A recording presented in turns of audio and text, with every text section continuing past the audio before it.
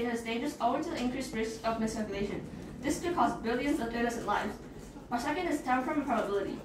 We win on this probability because if Japan decides to make their own weapons, countries like China or North Korea will try to increase their military strength due to their desire to dominate East Asia. Our time frame is super fast since they all have capabilities of making nuclear weapons. The opponent sides dropped all the answers to it, and we answered directly to it and misunderstood it. And answering to the Indo-Pacific stability arguments, there's 1.A for China. The opponent has no impact, and the reason why other countries need to deter China is it does work. It doesn't work for several reasons. Number one is that it's cost efficient. It's too cost worthy for China to escalate. Since China has US backing up, thus Japan has good defensive weapons, meaning that the war will be long and costly. They will not get anything out of it. Second point is that there's no incentives. There's no reason for China to engage in war with Japan, no political arguments against the two countries. The third point is that China are not revisionists. They will calculate the strategy of money first, meaning that it is not as easy to make a country attack. The China turn is not unique.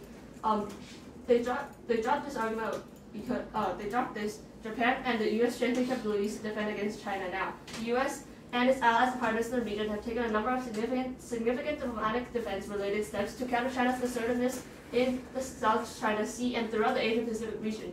Second, the U.S., Japan, and Australia took steps independently and in conjunction to increase defensive cooperation with an eye to China's increasingly aggressive behavior towards Taiwan.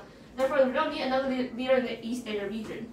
The link turned offensive military capabilities won't deter China in risk war. Increasing offensive weapons for Japan only makes China feel more vulnerable and increase the probability of war. And collective deterrence does not work. And answering to their sub-point B of deterrence, I have 4 answers against it. The first one is turn. There's no solvency. Giving aids to other countries only destabilizes the region and provokes war with China.